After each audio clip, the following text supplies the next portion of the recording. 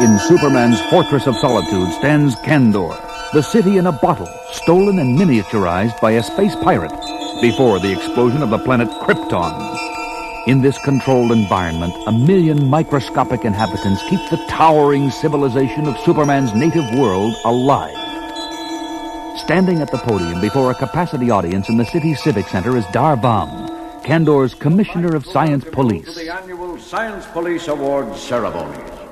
To present the decorations for outstanding officers of the past year, I am privileged to present a man whose visits from the outside world are not nearly often enough. Kal-El, known to most of the galaxy as Superman. Thank you, fellow Kandorians. The job of being a Superman is very different from being a policeman.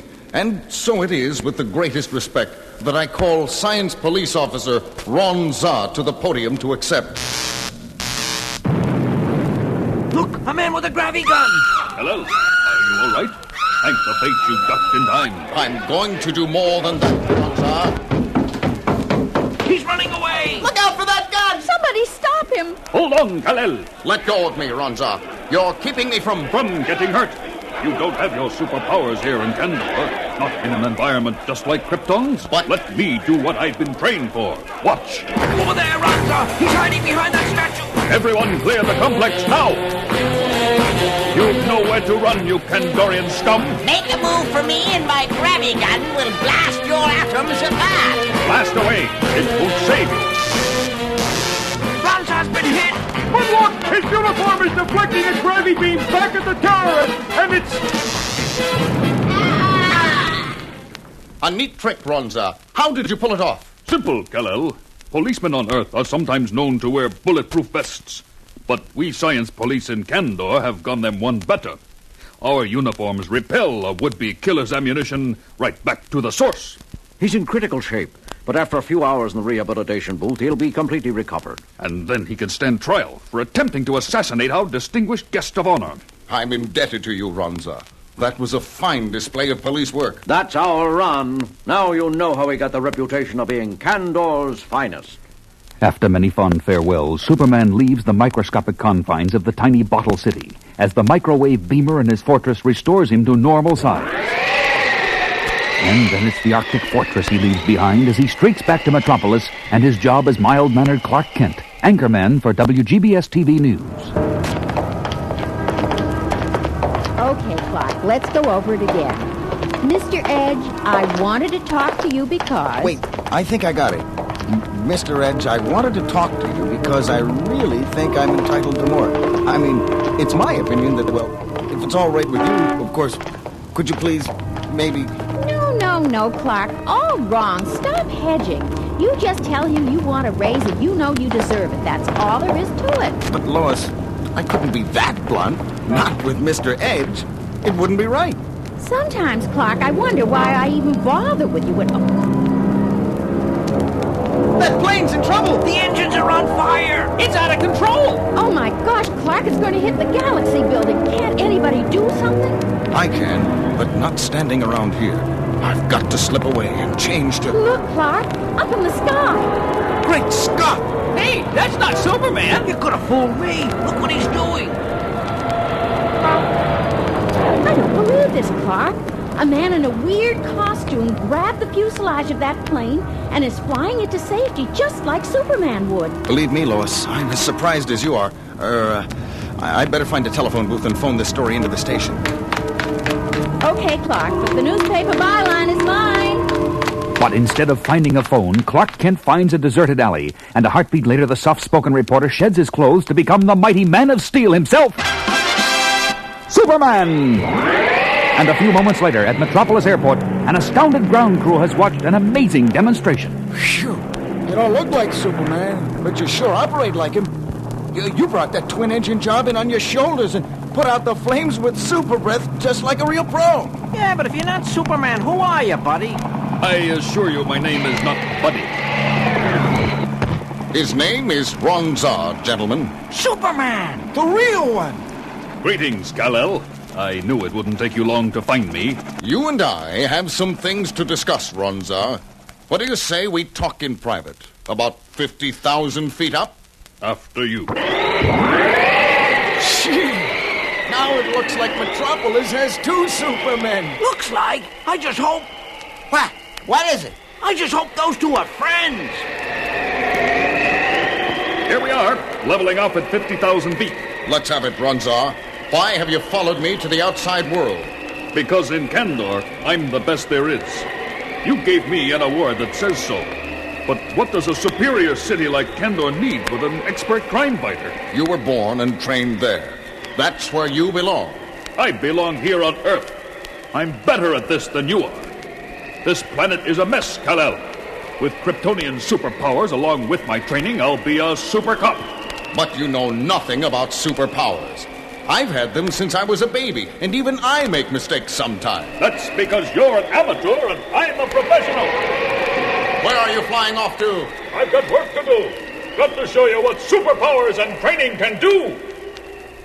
Over the next several days, Ronza of Kandor tries to prove his boast as the people of Metropolis and the world take notice. This is Clark Kent with a WGBS TV News summary. The mysterious super cop continues to dominate the headlines. Today, he issued summonses to 36,000 jaywalkers, and he heat-beamed the engines of 12,000 cars he claimed were polluting the air too much. Several days ago, he said that since most crimes occur in the nighttime hours, people would need a special pass from him to walk the streets of Metropolis after 9 p.m. WGBS reporter Jimmy Olsen filed this report on today's demonstration against the curfew. Here on the left bank of the Metropolis River, over 15,000 marchers have shown up for this demonstration against the rules laid down by... A new development. The super cop has entered the scene. He seems to be... Yes, he's coming over here. You're a reporter. I'd like to make a statement. My audience is yours. I'd like Metropolis to know there will be no more demonstrations against any laws issued by me. Anything I decree is necessary for the welfare of... Superman! Hello, Jimmy.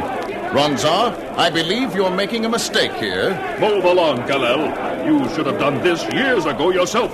Maybe so. But the right to protest is guaranteed by law to all American citizens. You can no more limit that right legally than commit grand theft. Oh, I'll be back. Both Superman and the super cop are flying off now. No, the super cop is diving into the river. It looks like... Hey, a water spout is popping up where he dove in. The water from the river is rising up and beginning to tumble from the sky onto the demonstrators. It's a cloudburst, and there isn't a cloud in the sky, and it's breaking up the mark.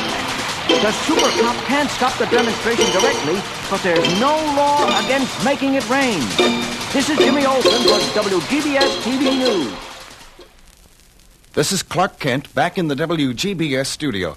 The curfew and the new rules are still in effect, and Superman has made no public statement on the matter. We'll have more news after this word from our sponsors. Hey, Clark, where are you running off to? You've got a newscast to finish. This is no time for a coffee break. It's only a 60-second commercial. But the mild-mannered newsman has a far more pressing problem on his mind as he finds a deserted stockroom a few doors up from Studio B. Reading that report on Ronza's policies was the last straw. It's about time someone told him Metropolis cannot be run like a police state. And that someone is... Superman! But elsewhere in the city at that moment, another superpowered figure patrols a neighborhood at low altitude. Look at these earthling citizens. Many of them duck into their houses and automobiles as I pass by. This is the way they should regard the law, with great respect and perhaps a little fear. That's what Kal-El's biggest mistake was. He made everyone take Superman for granted, as if he were on their level. He didn't know the law has to be set above the general public for it to function. Now, that's odd. Some sort of strange light beams seem to be emanating from that automobile junkyard up ahead. This bears investigating. The radiation is very weak, and coming from that one primitive automobile over... The headlights of that car turned on some horrible death ray. Can't stand up. No, you can't, can you? Any more than Superman could.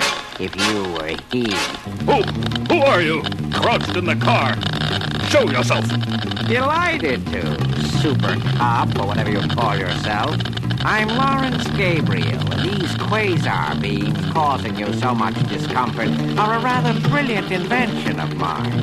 Why would you want to kill me? It wasn't you I was commissioned to destroy. It was Superman. But when the crime syndicate bosses hear you fell into my trap instead, I'm sure they'll be almost as delighted. I'll try to make it to your funeral, old man. No. Where are you going? How do I get out of here? Oh, just turn off the headlights. If you can crawl that far. My super hearing, picking up the sound of children playing elsewhere in this awful graveyard. If I can throw my voice to them with super ventriloquism. And elsewhere in the large junkyard. Found you, Joey. Your shirt was sticking out behind the door. You did not. You didn't see me until after I... Attention. This is Ronza of the Science Police. Where's that voice coming from? From nowhere? I need your help, boys. Please come to the northeast corner of this junkyard. Immediately. It's one of that creepo super cop's tricks. I don't know about you, but I ain't getting caught. Me neither. Maybe he passed a law says you get the electric chair for playing in junkyards. I'm done for. Little children are afraid to come near me, even when I'm helpless as a fish. Maybe Kal-El was right. Perhaps my methods were wrong. That sound. Is there time for hope? Kal-El! Now I know why they call you Superman. No time for that. The switches in this car are rusted and useless. I'll have to help the owner of this junkyard by crushing this particular car for him. Superman, I mean Kal-El. You saved my life. How can I thank you? By doing your duty to your people, our people, in Kandor. I received a message just minutes ago that a crime wave has broken out, and the authorities are at their wits' end. I have work to do here, but in Kandor, they need you. But that scientist, Gabriel, he'll get away. I just delivered him personally to a federal prison. Been waiting for him to show his face so I could nab him for weeks. That's how I learned where you were. Now, if you'll excuse me, Ronza, I have work to do. As I do. Home in Kandor, where they need me. As for Earth, well, I guess there's only one Superman.